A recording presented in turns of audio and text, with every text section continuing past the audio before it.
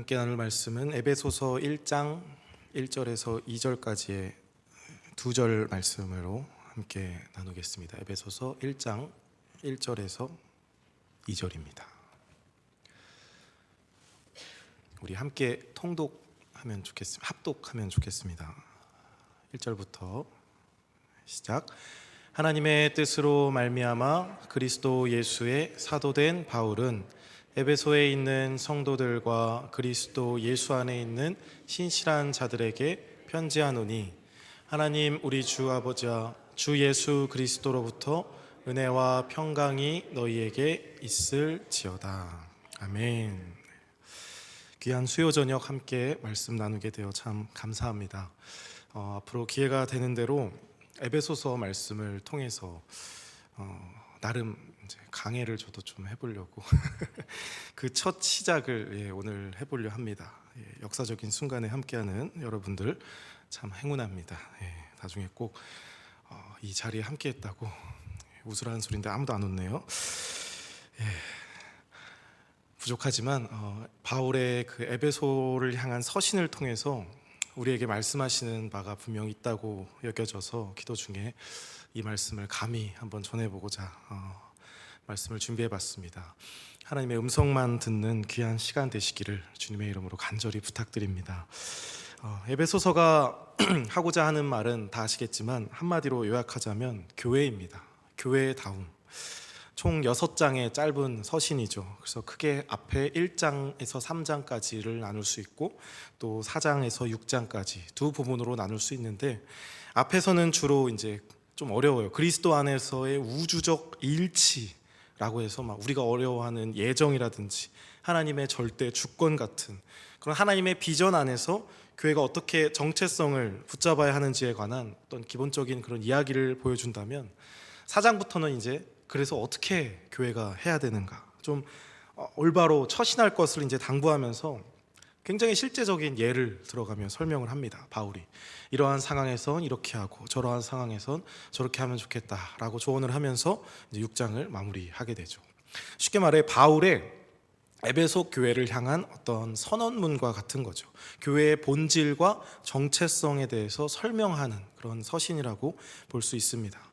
그래서 어느 서신보다 바울이 생각하는 교회란 어떤 것인가, 바울이 말하고자 하는 올바른 교회의 참 모습은 어떤 것인지 잘 그리고 있으면서, 또 교회는 무엇이고 어떻게 생겨났고 어떻게 처신해야 하며, 무엇보다 그리스도의 그 우주적 통치라는 폭넓은 틀 안에서 어떻게 우리가 그 교회의 사명을 감당해야 되고, 우리의 또 사명이 어떤 것이고 잘 밝혀나가야 하는 것인지, 우리의 책임은 무엇인지, 그것들을 설명하는 책이라고 볼 수 있습니다. 그래서 어렵습니다. 벌써 어렵죠.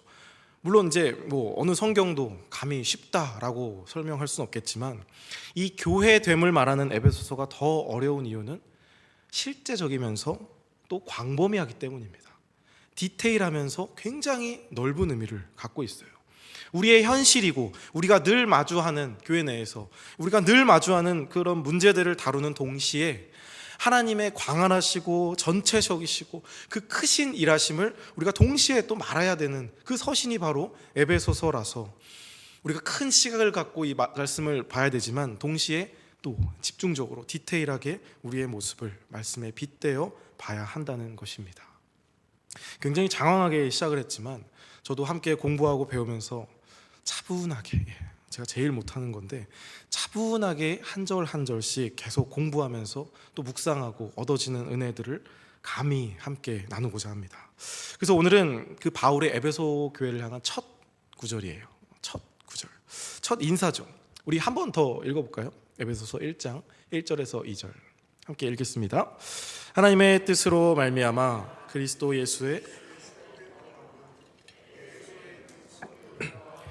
예수 안에 있는 신실한 자들에게 편지하노니, 하나님 우리 아버지와 주 예수 그리스도로부터 은혜와 평강이 너희에게 있을지어다.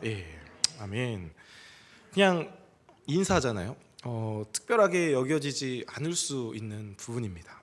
그래서 어떤 제가 찾아봤는데 어떤 에베소서 관한 책을 보니까 이 부분을 심지어 아예 생략하고 3절부터 이제 본격적으로 들어가는 그런 주석도 있고 또 해설을 한 책도 있기 때문에 저도 고민을 했습니다. 이거를 넘겨야 하는가? 왜냐하면 뭐 다른 바울 서신에도 보면 아시겠지만 비슷한 인사말로 계속 시작을 하거든요. 이제 13권의 바울 서신을 늘 보면은 앞에서 비슷하게 그 당시에 썼던 그런 문학적 그런 요소들을 이제 쓰는 건데, 바울도 역시 그것을 차용하면서 특별히 바울이 늘 썼던 두 단어가 있습니다. 오늘 말씀에서 또 나오고 제목이죠. 오늘 은혜와 평강입니다. 은혜와 평강. 바울은 왜 그렇게 주구장창 은혜와 평강을 강조하면서 어떤 곳에 편지를 써도 이 은혜와 평강을 그곳에다가 빌어준다고 하면서 그것이 그곳에 있기를 간절히 소망했을까요? 특별히 오늘 에베소 교회를 향해서도 동일하게 은혜와 평강을 빌고 있는데, 그가 말한 은혜와 평강이 무엇인지, 또 그가 말하는 은혜와 평강과 우리가 평소에 생각하고 인식하고 있는 그 은혜와 평강에 어떤 또 차이점이 있는지 아는지 더 깊게 생각해 보기를 원합니다. 우리가 보통 인사를 하잖아요. 이거 지금 인사잖아요. 인사말. 보통 편지를 쓸 때나 아니면 뭐 누군가에게 카톡을 쓸 때도 그렇고, 뭐 특히 교회에서도 우리가 관용어처럼 많이 쓰는 말이 있습니다. 제가 아이들에게도 가장 강조하는 것 중에 하나가 이제 인사인데, 보통 이제 한국 사람들도 인사할 때 안녕하세요라고 인사를 하죠. 안녕하세요.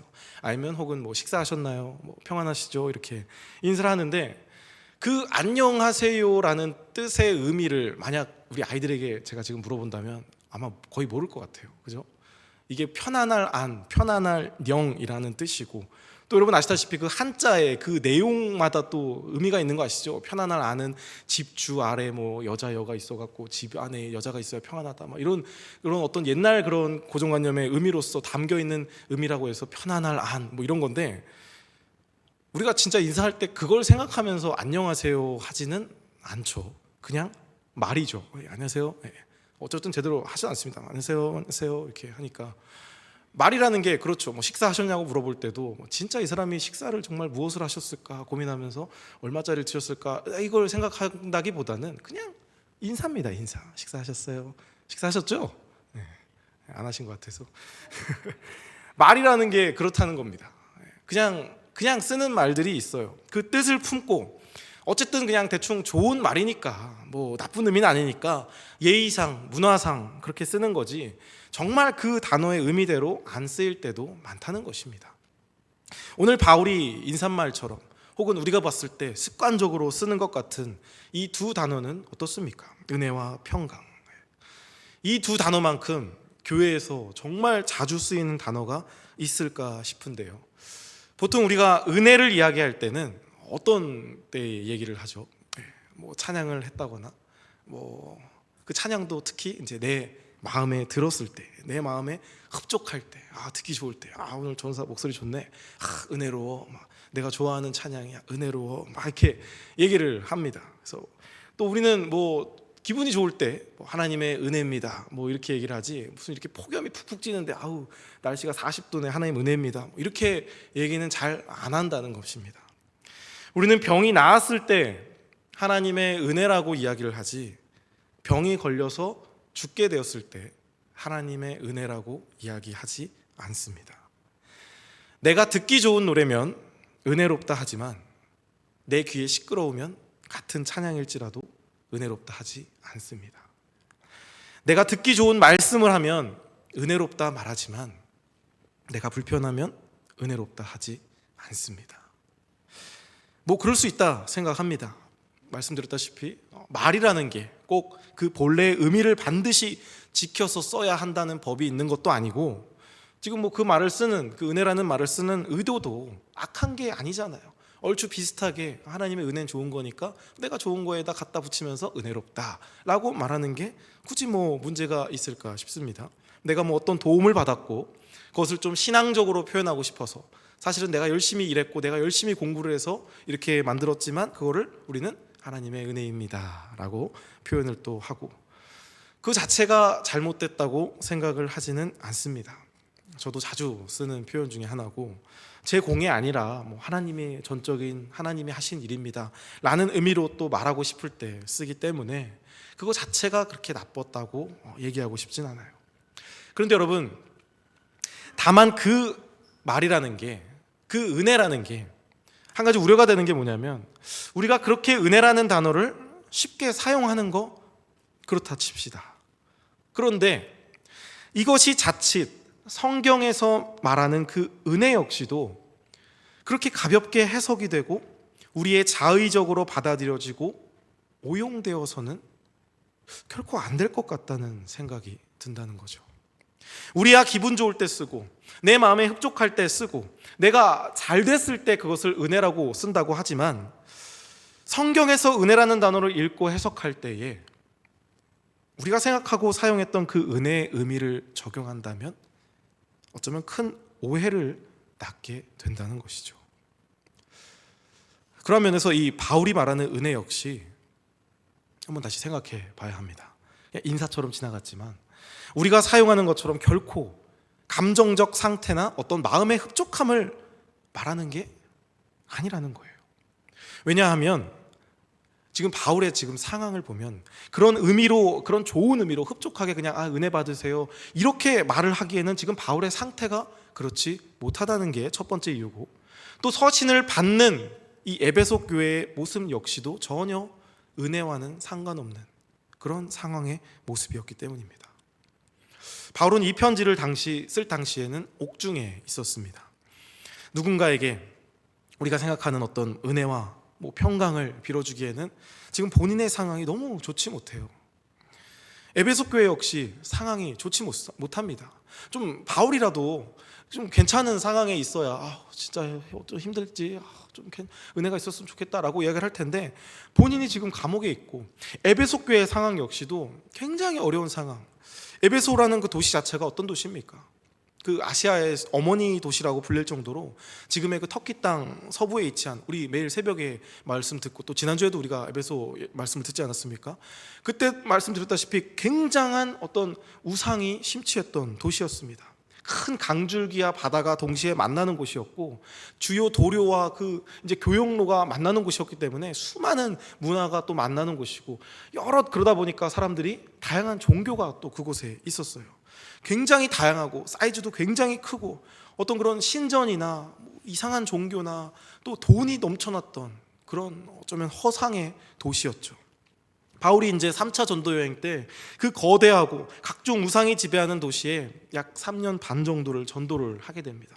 그리고 그곳에 교회를 세우게 되죠. 두란노 서원에서 날이면 날마다 2년 동안 강론을 하면서 수많은 사람들이 그곳에서 이제 다시 하나님을 찾게 되고 영접하게 되고 회개하는 그런 역사가 일어나게 돼요. 사도행전 18장 후반부랑 또 19장 전체가 이제 에베소 교회 이야기를 하는 건데, 그 험난한 곳에서, 정말 복음의 볼모지아 같은 곳에서 바울은 엄청난 부흥의 역사를 경험하는 동시에 그가 정말 부흥의 열매를 맺었다 싶을 때 큰 폭동이 일어납니다.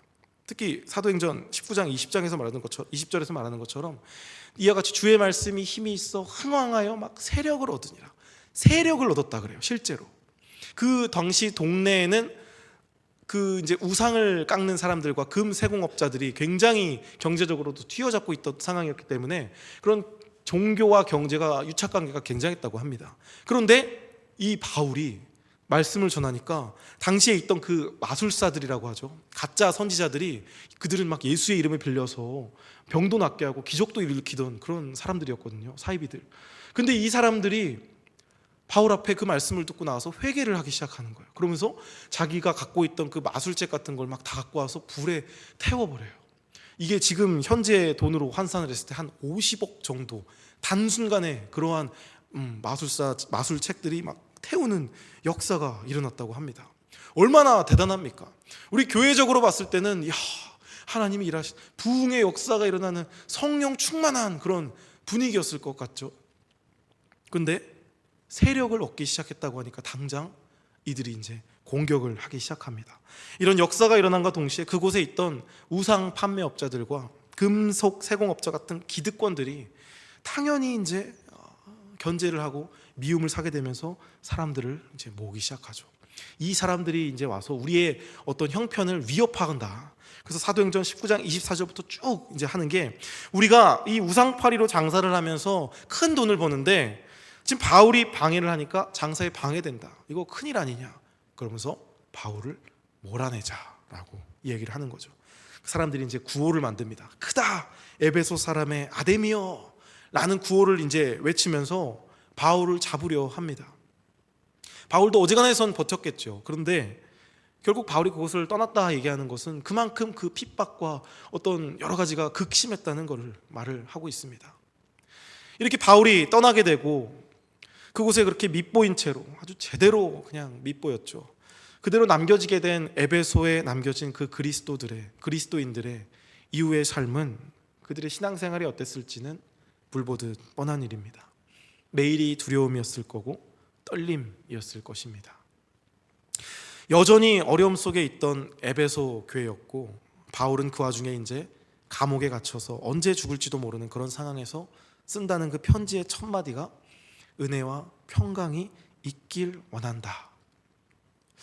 그렇다면 이 바울이 말하는 은혜와 평강이 과연 어떤 감정의 상태나 내 마음을 흡족하게 하는, 내가 기분 좋게 하는, 그럴 때 표현하는 그런 값싼 은혜는 아닐 것 같다는 생각이 든다는 거죠.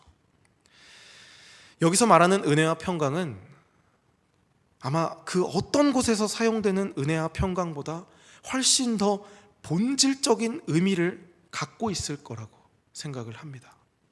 바울 역시 이 은혜와 평강이 에베소 교회에 있길 원한다 이야기를 할 때 그 어떤 곳에다 전하는 은혜와 평강보다 더 그 근본적인 의미를 그 펜에 꾹꾹 눌러 담아서 정말 그 성경이 말하는 진짜 의미의 은혜와 평강이 여러분들께 있기를 원합니다. 이 목숨을 걸고 목숨 앞에서도, 그 핍박 앞에서도 하나님을 포기하지 않는 에베소 교인들이여, 은혜와 평강이 있기를 원합니다 라고 전달하고 싶은 마음이었을 거예요. 여러분, 먼저 은혜가 뭡니까? 우리 다 압니다. 무조건적인 사랑으로 인해서 받아들여진 법적인 상태를 말합니다. 법적인 상태예요. 자격이 없음에도 그냥 주어진 겁니다. 조건이 없습니다. 무조건적인 사랑을 말합니다. 주는 이가 내게 돌아올 걸 아무것도 기대하지 않고 오직 그 상대의 행복과 필요를 위해서 무조건 베풀어 준 걸 바로 은혜라고 말합니다. 그렇기 때문에 우리는 여러분 절대 누군가에게 은혜를 베풀 수도 없고요, 누군가에게 은혜를 받을 수도 없습니다. 우리 인간은 그걸 행하고 할 수 있고 깨달을 수 있는 존재가 될 수가 없습니다. 늘 서운하고 늘 섭섭합니다. 내가 이렇게 했는데 반응이 왜 저래? 인정을 안 해주면 또 서운하죠. 하나님의 은혜를 받아서 내가 섬겼다고, 그 사람을 위했다고 하지만 그 공로를 인정받지 못하면 섭섭합니다. 아니요, 공로 인정받지 못할 수 있겠어요. 그러나 오히려 비난을 받는다면 어떻습니까? 그것마저 감당할 수 있겠습니까? 우리는 온전한 은혜를 사실은 할 능력도 없고, 그렇기에 그 은혜를 제대로 이해하기도 어렵습니다. 우리가 할 수 있는 차원의 일이 아니기 때문이에요.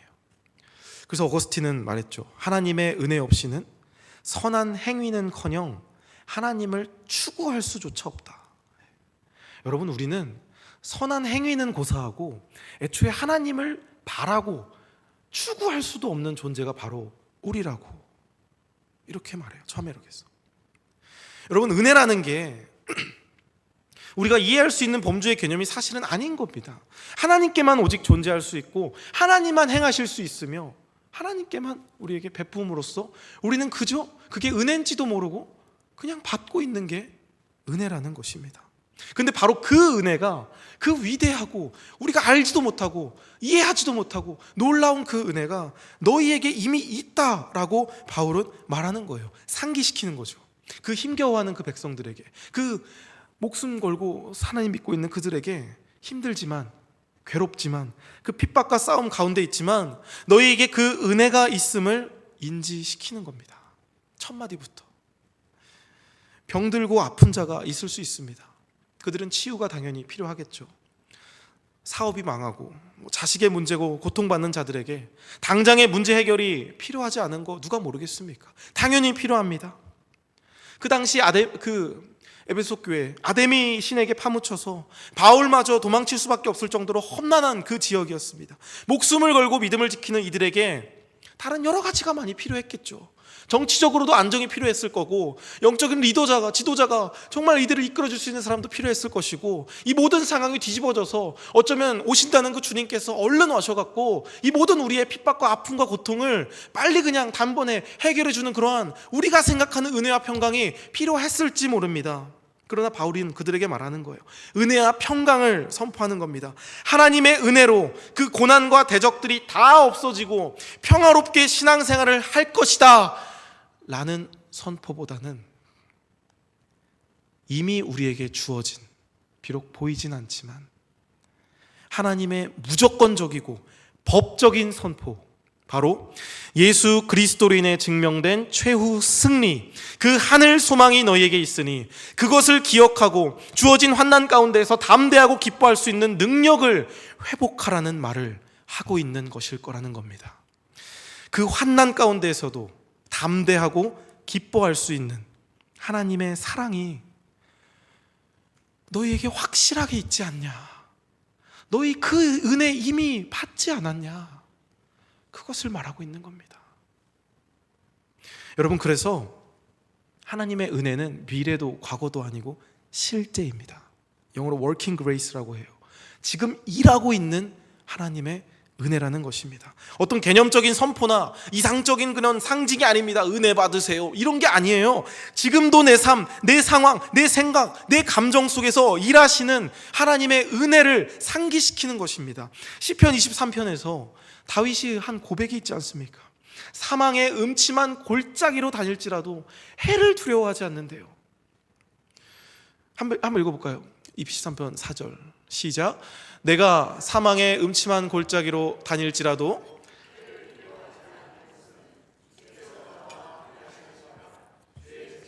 막대기가 나를 안위하시나이다. 아멘. 우리는 생각합니다. 아니, 애초에 사망의 음침한 골짜기를 없애주면 되지 않습니까?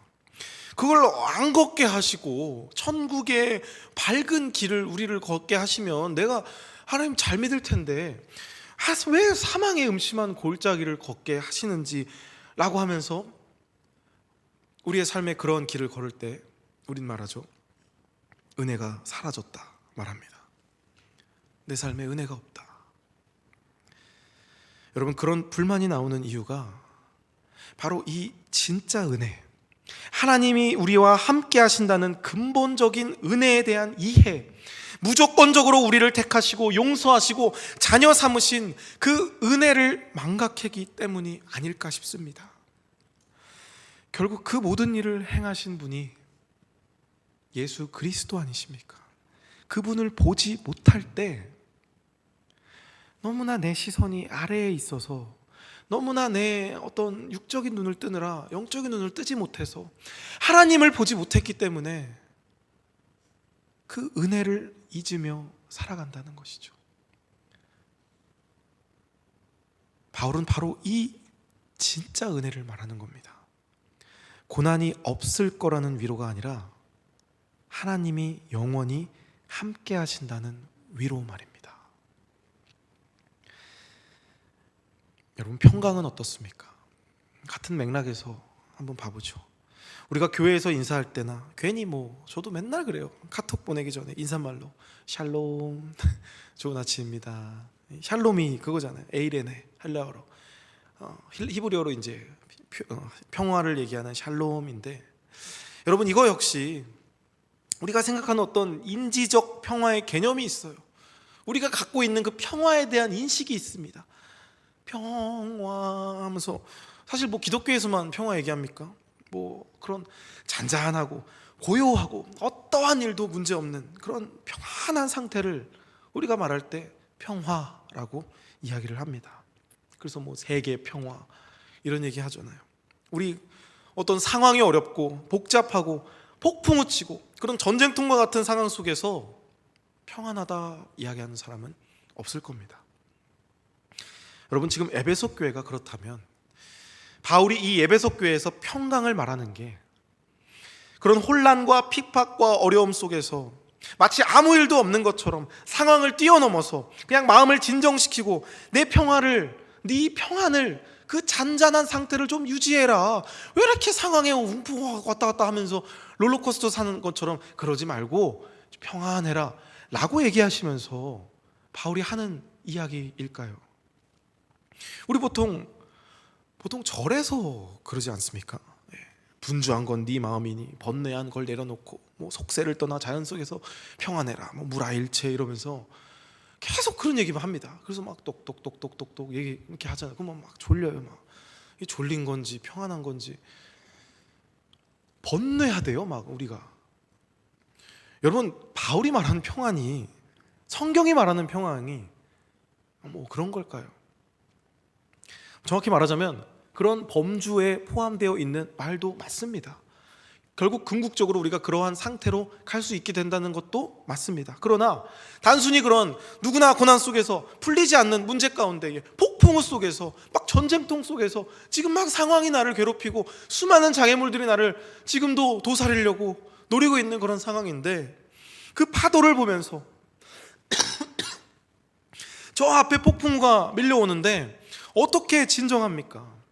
어떻게 평화롭습니까? 병원에서 어떤 의사가 그러는 거예요. 3차 병원 가보셔야겠는데요.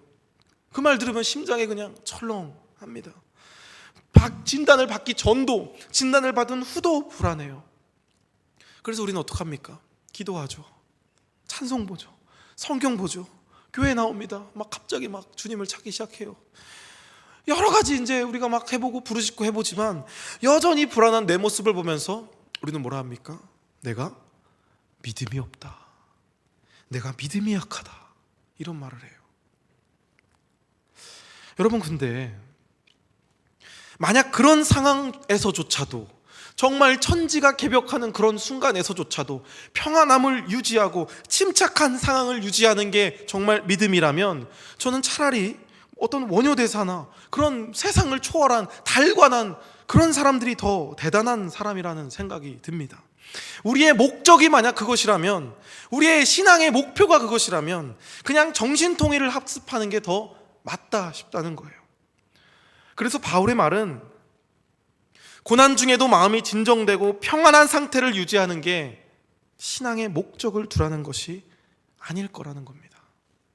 오히려 성경에서 말하는 진짜 평안이란 겉모습이 아닌 좀 더 근본적 의미의 평화라는 것입니다. 비록 내 겉으로 보기에 상태는 그럴 수 있고, 내 겉으로 보기에 상태는 마치 물 위에서 흔들리는 그런 상황에 보일지라도, 바울이 말하는, 성경이 말하는 진짜 평강, 평화, 평안의 상태는 그 너머의 어떤 상태를 의미하는 거라는 것이죠. 예전에 저희가 이제 신혼 초에 저기 대전에서 살았거든요. 근데 아파트 꼭대기에 살았습니다. 근데 늘 어떤 한 방만 유독 곰팡이가 막 창궐했어요. 정말 그곳은 곰팡이 양식장이었습니다. 안방이었는데 벽이 진짜 그냥 축축해요. 늘 놀랍습니다. 막 벽화를 그려놓은 것 같고 젖어 있고 냄새 나고, 그 방만 들어가면 그냥 숨을 못 쉽니다. 그래서 이제 뭐 임대 아파트였으니까 거기 이제 전화를 했죠. LH에 전화해서 이거 못 살겠다, 나 이거 죽을 것 같다 하니까 바로 이제 사람을 보내주더라고요. 근데 그 사람들이 시공하는 게 그냥 그 썩은 벽지만 뜯어내고 거기에 이제 덧칠을 하는 겁니다. 막 드라이기로 말리더니 그냥 말려요.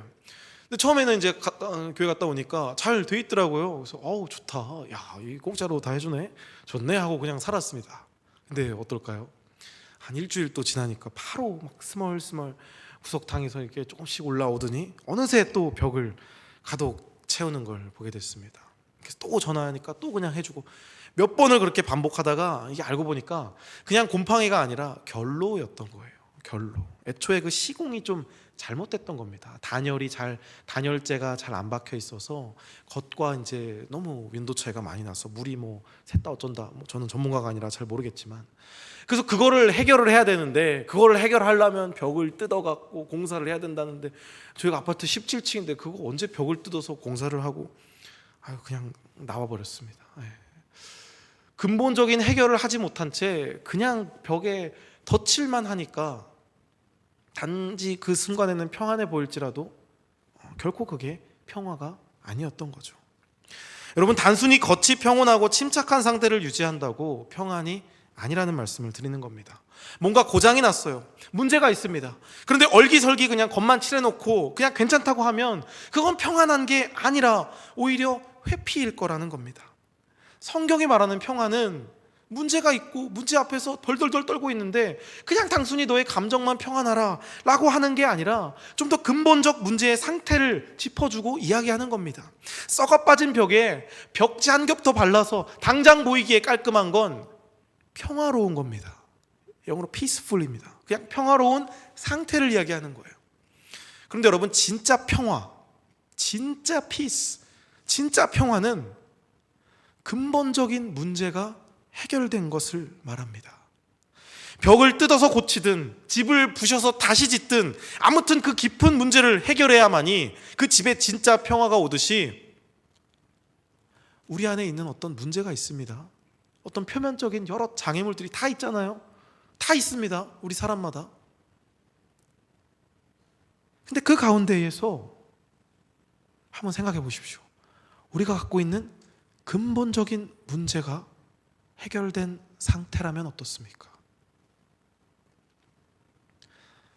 우리가 여러 가지 겪고 있는 그런 흔들거리는 우리는 상황이 있지만 우리가 보지 못하는, 그러나 하나님은 아시는 어떤 근본적인 문제가 해결이 돼 있다라는 그 사실, 우리 모르는 사람 없습니다. 다만 문제 앞에 그것을 기억하지 못할 뿐이죠. 여러분, 그래서 은혜와 평강은 같이 갑니다. 은혜를 깨달으면 그래서 평강이 옵니다. 비록 겉에는 여전히 문제투성이일 수 있습니다. 내가 걷는 그 길이 사망의 음침한 골짜기와 같을 길일지라도 내 걸음을 이끄시는 분이 하나님이시라는 절대적 신뢰가 있는 그 상태, 바로 그게 은혜를 깨달은 평강의 상태라는 것입니다. 근본적인 나의 문제가 있습니다. 우리의 힘으로는 결코 영원히 해결할 수 없는 죄라는 본질의 문제를 하나님이 해결하셨다. 그 끊어진 관계가 십자가의 속죄함으로 인해 다시 이어진 상태가 있다. 바로 그 상태를 우리는 진짜 평안이라 한다는 것입니다. 아멘이십니까? 그 근본적인 문제가 해결된 분이 바로 여러분 한 분 한 분이신 줄 믿습니다.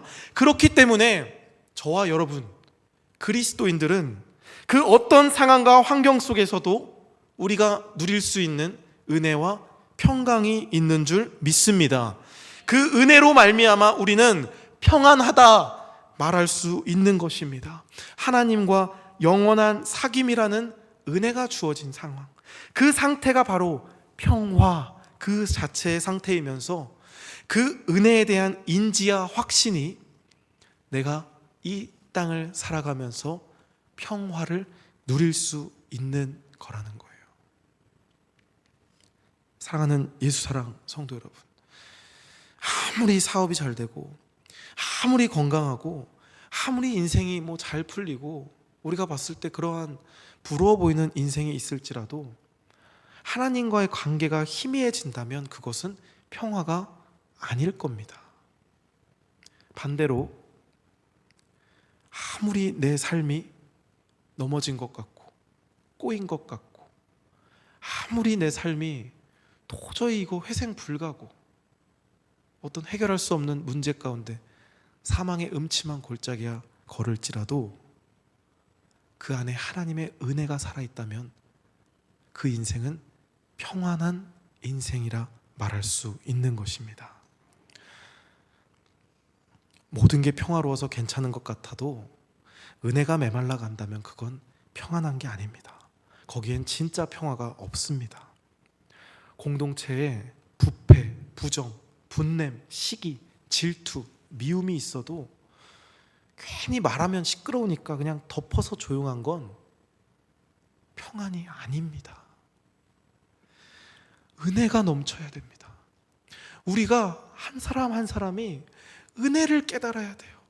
내가 이 이 벌레 같은 내가 하나님의 은혜로서 오늘 하루도 살아가는 존재라는 사실을 한 사람 한 사람이 자각한다면, 그 자각한 자들이 모인 곳이라면 분냄은 있을 수 없을 것입니다. 그 모든 것에 은혜를 갖다 댐으로 우리는 고치고 싸매고 치유해야 된다는 것입니다. 아파도 힘이 들어도 그 모든 것에 은혜와 평강이 있어야 한다는 것입니다. 그래서 비록 내 삶이 힘들고 어렵고 염려가 가득해도 그 일을 통해서 누군가 고백하잖아요. 내가 이 고난을 통해서, 이 아픔을 통해서 내가 지금 하나님을 찾습니다. 이거 아니었으면 내가 하나님 못 찾았을 것 같은데 주께서 이 엄청난 아픔을 나에게 허락하심으로 인하여 내가 이렇게 하나님을 찾네요. 그래서 그 하나님을 아버지라고 말할 수 있어서 괜찮다, 감사하다 말할 수 있다면 평화입니다. 그 인생 평화로운 인생입니다. 당신 안에 여전히 하나님께서 살아계시고 그 사랑의 은혜를 인식하고 느낄 수 있다면 우린 평화인 것입니다. 여러분, 그게 바로 세상과 신자를 나누는 가장 큰 차이가 아닐까 싶습니다. 은혜와 평강에 대한 인식. 부디 그 은혜와 평강을 세상 그대로 따라가지 마시기 바랍니다. 우리에겐 다른 은혜와 평강이 있습니다. 그리고 그 다른 은혜와 평강을 그들에게 삶으로 보여주시기 바랍니다. 여러분, 에베소 교회는 바울의 이 첫인사를 통해서 아마 그 하나님의 대속하신 은혜와 구원하심을 기억했을 것입니다. 그로 인해서 갖은 핍박과 그 대적들의 모함과 그 자칭 유대인이라는 그들의 그 공격 속에서도 끊어지지 않는 그 하나님의 관계로 인해서 참 평안을 잃지 않았을 것이라 확신합니다. 우리 모두도 힘들잖아요. 쉽지 않잖아요. 점점 악해지는 이 세상 가운데를 살아가면서 이 은혜와 평강이 넘치는 삶이 되시기를 주님의 이름으로 간절히 부탁드립니다. 그래서 그런 자들이 모인 은혜와 평강이 넘치는 예수사랑교회가 되기를 다시 한번 주님의 이름으로 간절히 부탁드립니다.